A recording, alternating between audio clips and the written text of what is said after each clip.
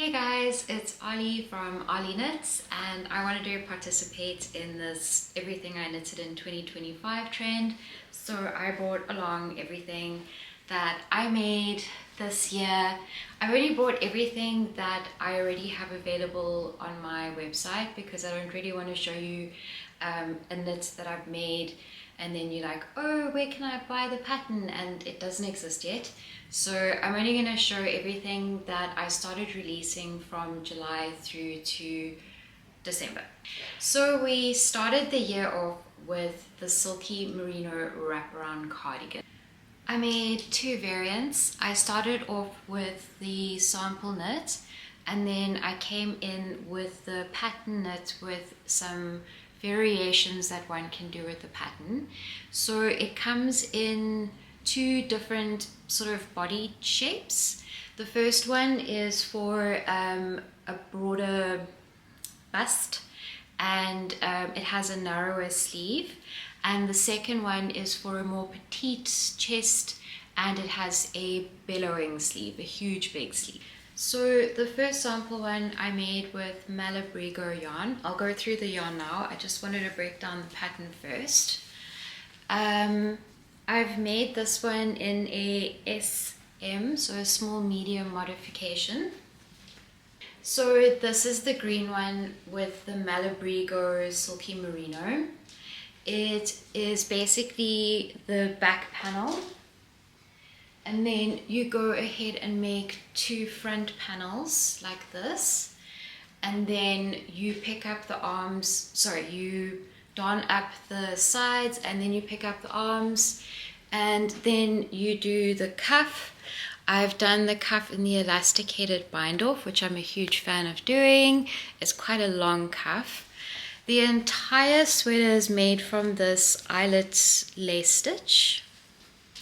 And it has a double knitted band running the whole way through. So this one is the smaller sleeve and the larger bust. You can make these ties as long as you want. I wanted to make the next one a lot longer so that I could tie it comfortably in the front because I kind of like a front tie. And then you can fix it in the front. You could fix it on the side, or you could fix it at the back. All the options are super cute. I'm a huge fan of this particular pattern. I really like the eyelet lace. It is one of my summer autumn knits because of the yarn choice that I made. This particular one is the Malabrigo Silky Merino. It is this yarn here in the color Fresco A Seco, something like that. This one is a DK weight yarn. It's 137 meters or 150 yards, and it is 50 grams for this. It is a single ply and it is also hand dyed, so it's got a very natural variegation going through it. Because of the particular stitch that I used, you can't really see the variegation that much, but it does exist. But the eyelet stitches eat up all of that detail. So a little bit about the yarn. Again, it's a single ply DK weight and variegated. It's half silk, half merino from Malabrigo. I really liked it. It's a pleasure to work with. It's such a fun color. Yeah, so this was this version. And the second version has a much wider arm and a much tighter torso for a more petite chest line. It also has much longer belt ties, and I'm a huge fan of it. Again, it's the eyelet lace stitch the whole way through. Everything is exactly the same with this pattern, with the exception that we're pulling this band in a lot more rapidly so that it hugs a lot more tightly. I don't have the right physique for this, so it does pull my shoulders down a bit, but I find if I just adjust and manipulate it, it can move back into place quite easily. So it has these giant sleeves, which I'm a huge fan of. They're so romantic. And for this one, I used Life in the Long Grass Silk Merino. So I don't have a whole skein left, unfortunately, but it's this one. It's in the color Cayenne, and this was 400 meters, 100 grams. It's more of a light sports weight in my opinion. So I made the pattern a little bit versatile as well. The smaller one, you could use a sports weight if you wanted to, or you could use the DK weight. Honestly, I would say as long as you're meeting gauge, you could use anything from a fingering weight all the way through to a DK weight. What it's going to change obviously is a little bit of the size, but that's fine because you knitted modular anyway. So you just want to make sure that you're stopping when you want to stop. But what it really will impact is how visible these eyelets are, because the thicker the yarn, the more these are going to decrease, disappear, and the thinner the yarn, the more it shows up, and then it's nice and airy and breezy, and that's what I would say would be the main difference there. So yeah, we had the Silky Merino wraparound cardigan, and that pattern is obviously on my website, and the pattern comes with the two variations, the one for a looser bust and the one for a tighter bust. And then after that, we did the pumpkin spice dress for autumn. So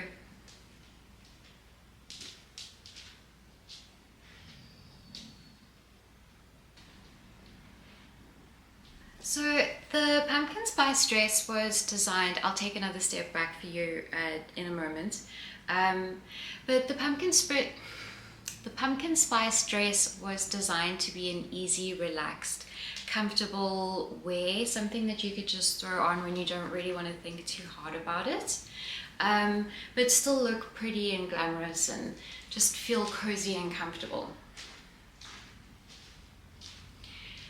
The pattern starts with a very similar construction to the Silky Merino, as in that it is a faux wraparound dress. So it's meant to look like a wraparound dress, but it's not. It's got the panels, and it's got a belt, a double knitted waistband belt, but it joins in the waist and then it's knit continuously. So there's no actual slit going up the leg. It is not open, it's completely joined. So it starts with the back panel, and then you go on to knit the two front panels. You join them up, you pick up the arms in the round, and then the arm is finished off with a double knitted cuff, which is quite cute.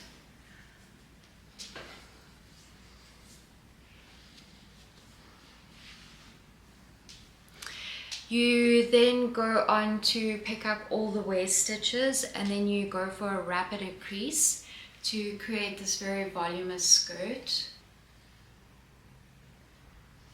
After that, you finish the waist at whatever length you like. You finish the hem off with a faux double knitted hem. What that is basically you just knit this out and then fold it over, and then darn it up. Once you've done that, it's optional to run elasticated thread through various sections. So for example, I've run elasticated thread through the waist. It's just giving it a cinched look, makes it feel, for me, a little bit more comfortable. That might not be what you want to do, and you don't have to. And then I've also run an elasticated thread through the fronts of the panels. Why I prefer to do that is, for me, it feels like there's full control of this area, like nothing's gonna fall out if I'm enjoying myself and having a nice time. And then it comes with the waistband. It is also optional, you don't have to do it. I do recommend it though. So it just gives the waist the cute sort of faux wrap cinched look. For this pattern, I picked Gazelle Wool Star in the color Pumpkin Spice. So it is 100% superwash merino fine wool, and it is 100 grams is 350 meters or 382 yards, meaning it's a fingering weight yarn.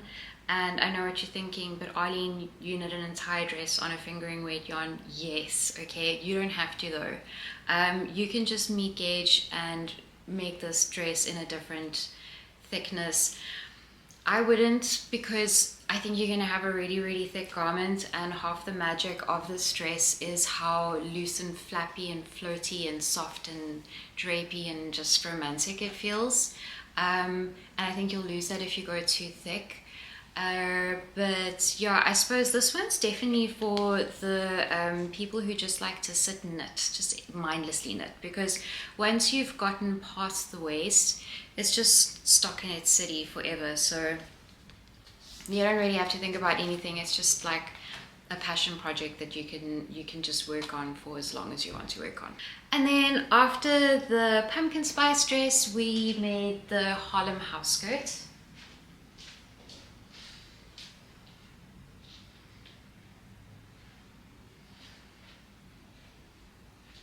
So we made the brown one, and then we also made a grey one.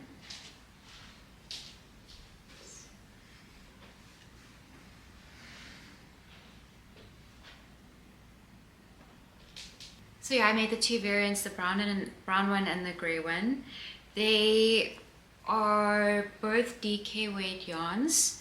They took me approximately 2 weeks to make a skirt. So the pattern starts with an elasticated waistband, which is knit into this part here. So essentially you just knit, add your waistband, and then you join it up inside, and then you just knit down all those stitches. We add a little bit of increases on the sides, and we add a few German short rows in the back, just to sit it up on the back. And then the hips are optional. I explain in quite a lot of detail in the pattern how to work out your proportion and your ratio. So it's meant to sit snugly on your body. It's meant to fit nice and tight like a little glove, but then still be loose coming down by the leg part. So wherever it is that you end it off, it's meant to just sort of like go tight in your waist, on your hips, and then just dead straight, like kind of like a classic office skirt. My samples are knit in a medium. If you've noticed that, don't worry, me too. So I didn't follow my own pattern. You're meant to center the first two stripes and then work them around so that anything like this will fall in the back and you don't notice it. But I really struggle with instructions, even mine. So I didn't do that. I started on the side and then I worked my way, and then I got here and I was like, oh. Also this one, I washed with an orange sweater, and so now it's a little bit variegated. This is supposed to be white. It's not white anymore. Right, so for the brown one, I used Imagine Soft Merino Thick, and I did the checkered detail with just some scrap white yarn. This is also a DK weight merino. For the grey skirt, I used some Drops Alaska. I got this when we first immigrated, and I was still very much uneducated in what good wool was. So I'm from South Africa, and I saw 100% wool and I was like, fancy, I'll take it. Oh, how far we've come.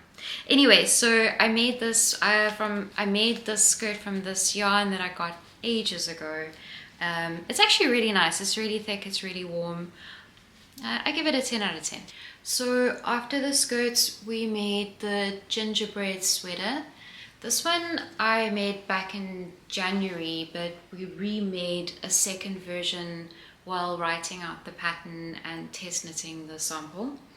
For both of them, I used baby alpaca very intentionally. It's buttery soft, just one of my favorite yarns in the world. And it's meant to just be a really simple, approachable colorway design for, you know, newbies, beginners. Yeah. About the pattern, so it's knit top down in the round. This particular one is a small medium, so is that one, but I did a medium neck with quite an aggressive elastic inside here for this neckline. And for the other one, for this one, I did a small neckline, and I made it a little bit longer, so it looks a little bit more like a turtle wheel, see. It's just basically one main color running through the background, and then you have 4 alternating contrast colors. This one has a light pink, a chocolate brown, a creamy white, like a sage green, and then it just repeats the whole way through. The pattern itself is super simple. It's just basically a diamond, and then you swap the contrast color around. So you just knit that down until you're ready to separate your arms, and then you go on and just knit the rest. It's painless. It's got a nice big sleeve. This one I didn't do any decreases for the cuffs, so it's just going straight in. It has a 1x1 rib. I didn't use elasticated bind off, although I do prefer it personally, but because this cuff was so big, I didn't think it would work because it was gonna pull it in, and that can look silly. Similarly, on the bottom in the waistband, just a regular 1x1 with a regular cast off. And then I do explain this in the pattern, but I personally find for my body shape, which is the whole reason why I do this, because I find myself so hard to dress. I find my shape a bit strange. But I have a very short waist, like a really short waist, and I'm quite boxy. And I find that for my body type, a perfect square seems to be the right proportion that sits perfectly on my body, right? So how I explain that in the pattern is, if you can fold this over and it goes into the opposite corner and it makes a perfect little triangle, that's how long you want your sweater to be. If you, like me, are trying to just kind of like figure out how to work with this.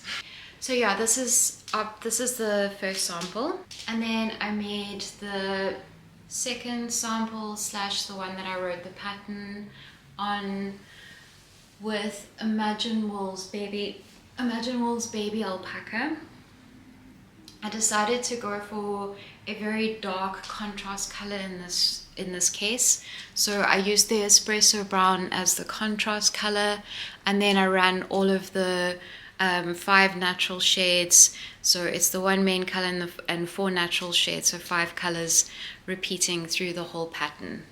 These are completely undyed as well. This is a totally natural color for the alpaca, which I really love about this. So this colorway is just, yeah, it's nature just worked on it for itself. This is available as a kit over on Imagine's website, so it's www.imaginewool.com. You can get this exact colorway in sizes small through to extra large, but you can also just get the pattern off my website and then use what you want.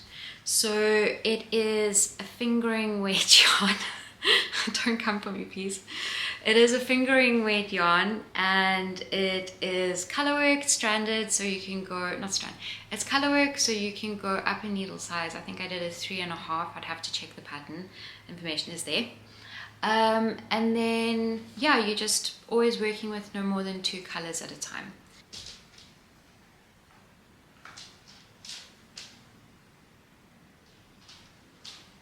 And after that, we decided to release the Christmas Cables cardigan. So this pattern's got quite a fun twist. The thickness of the yarn that you use will determine how big the garment will be. For example, this one I used a chunky yarn, and it's an extra large.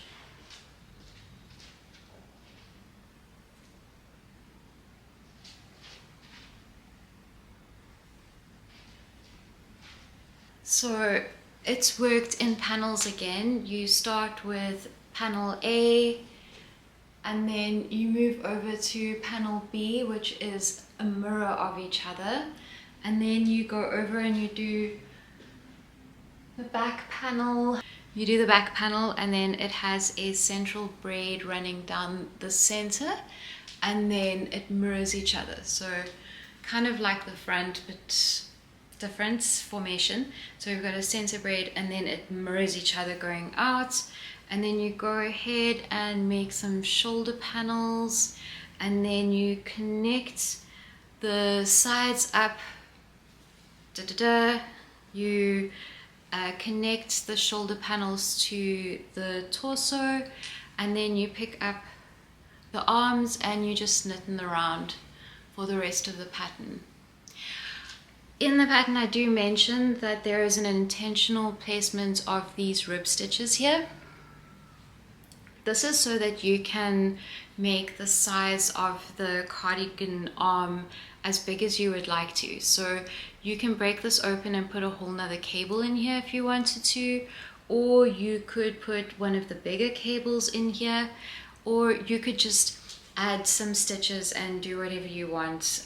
You could get creative, but I wanted my arm to be a little bit more tight, and so yeah, you can work with whatever measurements work best with you.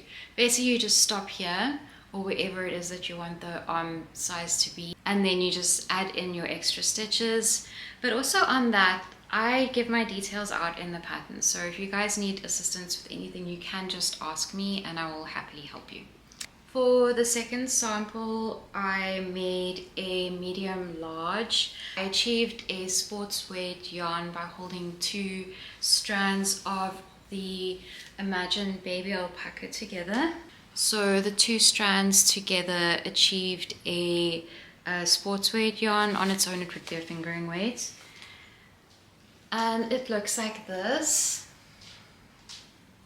You can see what I mean about the sleeve. But again, you can add in anything here if you prefer a bigger sleeve.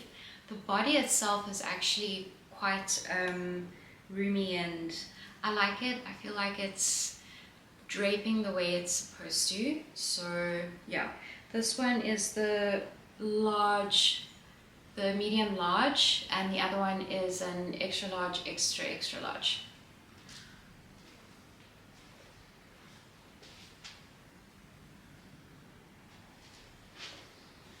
I'm a huge fan of this cardigan, by the way. It's one of my favorite patterns that I've released this year. So, and that was on Christmas, and then that brings us to now. So I just finished knitting the sample for the next pattern that I'm going to release, which is the Dark Night of the Winter Solstice sweater. I called this sweater the Dark Night of the Winter Solstice sweater because I made it in black, and I literally made it in December last year, so I couldn't see what I was doing and I was fighting for my life, and so that's where the name came from. I highly recommend it. It's a very elaborate form of self-sabotage. So we made this one. It's meant to just be a really easy, approachable sweater for beginners with as minimum construction as possible, but you still need some construction in order for the sweater to look and feel nice. Fortunately, we can't get away with that. So it's like a confident beginner sweater, but yeah, it's still very, very simple. I just finished the second sample right in time for New Year's, and I call this one my fun sweater because it's these cool fun colors. And yeah, we'll be wearing this while the fireworks are going off later. So a bit about the pattern. We have a top-down sweater. We start in the neck and we knit a few 2x2 rib rows, and then we fold it. I like to add an elastic into all of my collars. It's literally just a thick elastic. I run it through the center. I don't do anything else. I just run it through, tie it, and it exists in here and it gives it a bit of structure. Once you fold the collar over, we go on to do a few German short rows, and then you just knit down until you get to your sizing. You put your arms aside and you knit down the rest. It's my classic square shape. For me, I like this square. For the black one, I used the Ulysses. I held it together with a little bit of mohair to reach a DK weight yarn because we knitted this in 4mm needles. And then for this one, I used Ching Fiber Melted Baby Suri. It's basically a DK weight Suri yarn. Another huge favorite of mine, I literally have these in every color and I wear them the most. They're some of my most highly worn sweaters, especially this one. It just goes with everything, just literally everything. And then I have a whip that I'm ending the year with. It's called the typewriter shawl. The typewriter stitch is a stitch that I invented a little while ago when I was still a noob knitter and I didn't know how to do a stockinette stitch. So I was trying to practice and see how I could get it done. And I kind of came up with this technique. And I call it the typewriter method because basically what you're doing is you're just going backwards and forwards the whole time. You don't actually rotate, and then you're literally just slipping your stitches and then you knit, and then you slip your stitches again and you knit and you knit until you've worked all of your strands of yarn back to one side, and then you knit them back again. And that's why it's called the typewriter method, because of the backward and forward. It incorporates 3 different colors, and then you basically work one, the other, then the next one, and then you work all 3 of them back again. So this will go like this. When it's big enough, it will fold like that. And it kind of looks like a seashell and it's pretty. And yeah, that's everything I made in 2025, everything that's available on my website. And if you're watching this on or before the 1st of January, everything is actually 15% off on my website except for the Christmas Cables cardigan. Currently that's running at 45% off.